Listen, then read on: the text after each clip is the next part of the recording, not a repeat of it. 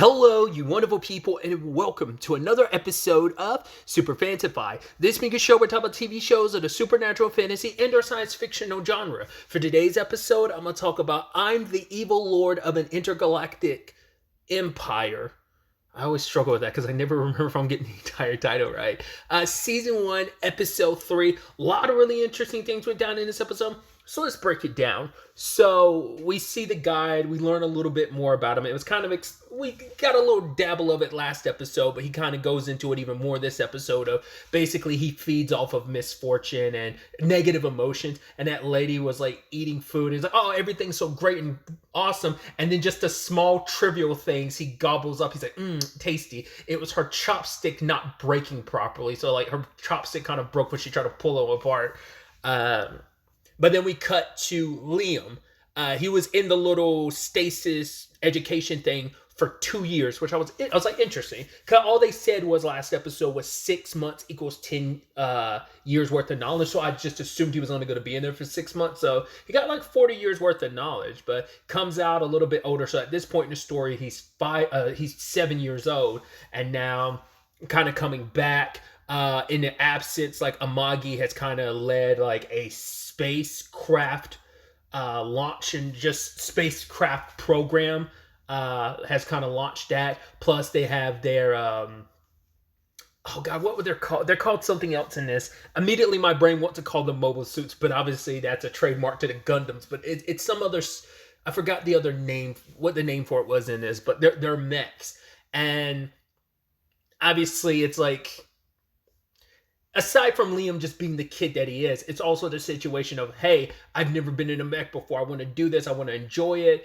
And he has one of the pilots like, it's like, oh, let's have a mock battle. Because it's based around magic. So it's like all you have to do is kind of think. And the mech kind of reacts to your movements. It's always interesting to understand the mechanics of mechs. Like whether it's like a bipedal type of control. Or whether it is just by thought. Or whether it's some combination of the two.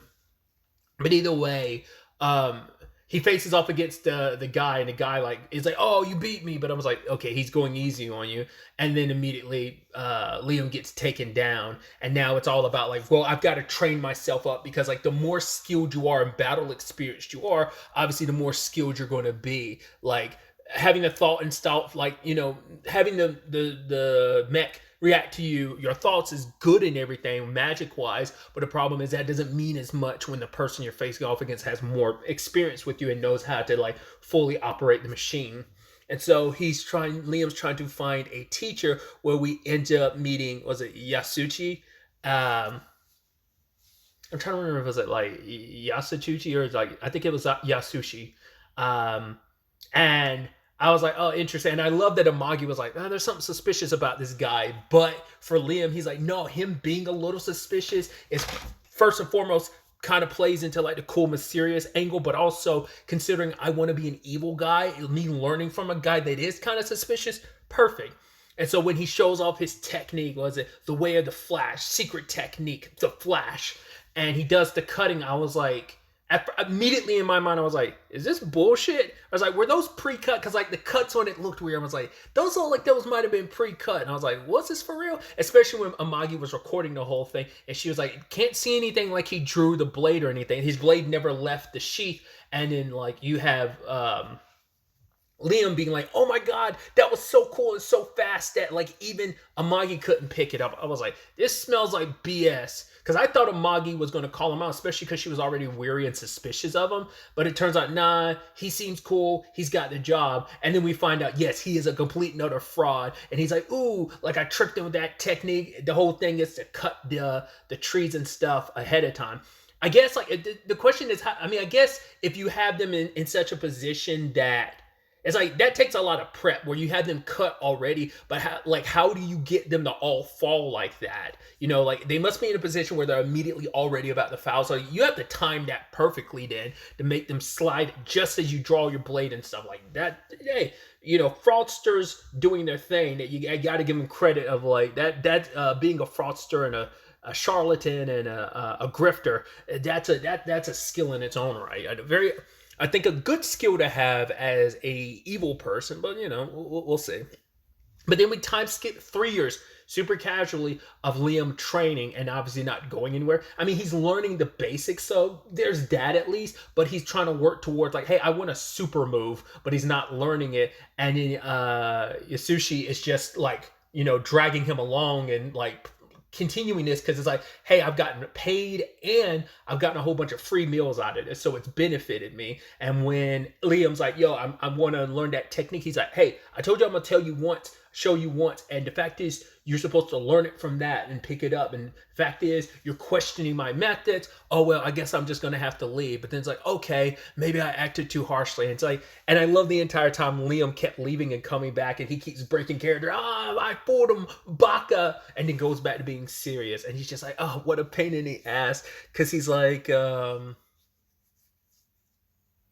saying like, oh, like our classes are gonna, like something's come up, I'm gonna have to like cancel our upcoming class and stuff like that. So it makes you wonder how long it's gonna be before Liam finds out about Yasushi, because obviously we know he does not appreciate being manipulated. This episode reinforces that, but I wonder, will he take onus in it, being like, well, because he doesn't like being taken advantage of. I mean, obviously all of last episode kind of contended with that too, where it's like your parents left you in a whole bunch of debt, which we catch up on that a little bit, where the debt is still in a position where it hasn't been paid, and they are making a little bit of money with some of the governance side of things that Amagi's kind of overlooked. But the problem is, like, they're not making, like, certain things aren't hitting the points that they were hoping they would with all the investments and stuff. And one thing in particular was the,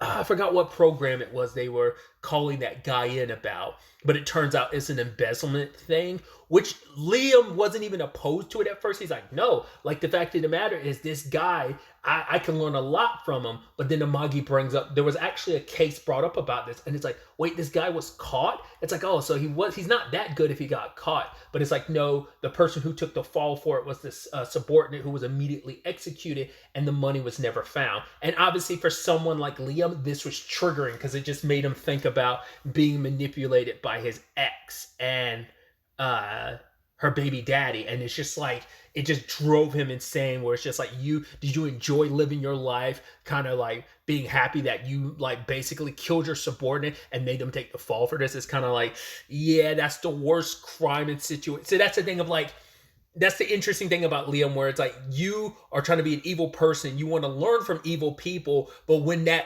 evilness corresponds with trauma you've gone through, you're like, nah, screw that. Because I think for him, it's like, there's certain lines of evil you don't cross.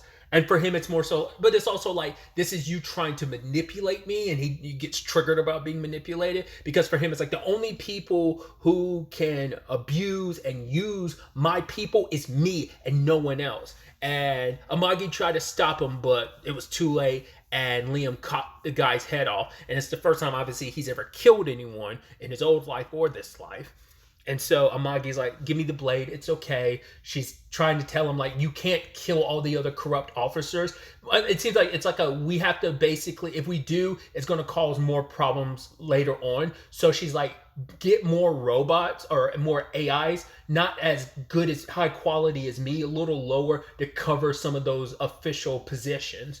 And so it turns out off screen, some of those officials got executed and then were replaced. So how many of those like officials we'll see? Because at least like the art I've seen of this, and who knows like where it comes from in the light novel, because it could just be mainly pulling from like the first volume or whatever. But the main picture of the poster I've seen for this is just Liam, Amagi, and what's her name again? Christiana. And then obviously we also get introduced to that engineer. Like we got a little bit of her in like the beginning of the first episode. So I don't know if they're going to be like the only, I swear there was someone else aside from Amagi and Christiana, but I don't remember. So that's why I was wondering, like, will any of those other like governance officials kind of be someone we like meet or not later on? It's going to be a big question.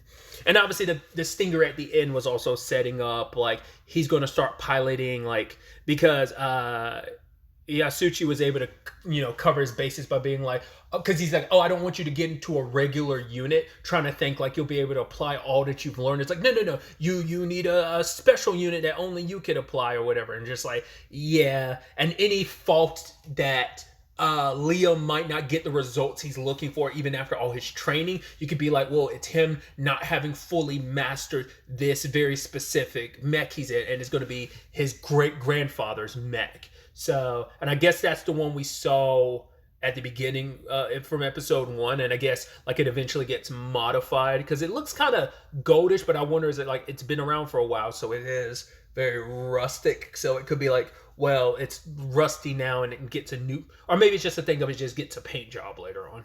So that's going to be interesting to see how that shakes up, especially in conjunction with the Christiana stuff, which kind of answers some of the questions I had previously. I was like, how does she, a princess, eventually get under Liam? And I was like, well, maybe it's a situation of Liam conquers her place. Well, she was meeting with the pirates this episode, this pirate leader, and she's with the Alliance, and it's like, oh, we've got you surrounded. But it turns out he made a deal with the Alliance and ends up turning against her, capturing her, and destroying her home. So it seems like she's kind of in her revenge bag too. And so I guess that's where maybe she eventually meets up with Liam. It's like, oh, you're going to be an evil guy doing, I mean, who knows if he does the manipulative thing, if he pretends to be something he's not, just to get her on his side, or maybe it's a mutual thing of, I know who you are and what you're out to do, so I want to be a part of it. We'll have to wait to see how that plays out. But I wasn't expecting, I thought it was going, like I said, going to be more of a conquering thing of like he takes over her place and kind of like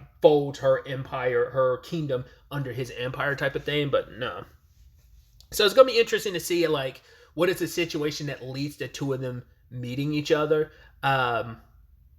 Once again, this is a comedy series, but it is interesting, like the sprinkling of dark stuff in it. Like I said, the entire first episode, I was like, wow, I wasn't the main protagonist's backstory being what it is, and even him murdering home dude. I mean, once again, there could be, it's probably leaning more comedy drama, but most things I have this labeled as like science fictional like comedy. So that's why I have like some of the darker elements of it. It's like, oh, it kind of wasn't expecting that. But I mean, to be fair, it's like, I mean, that's anything, because some stuff can start off very lighthearted have lighthearted elements to it, specifically start off very lighthearted and then get darker and darker as they progress. This is kind of going back and forth tonally, which is really interesting because I wasn't, like I said, expecting like the dark side of the story being what it is.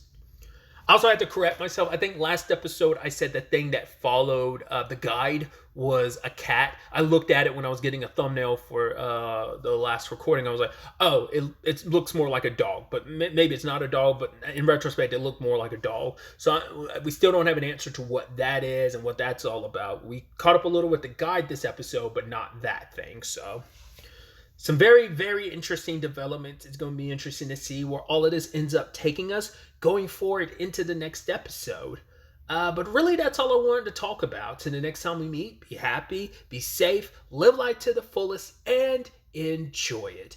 Good day and goodbye.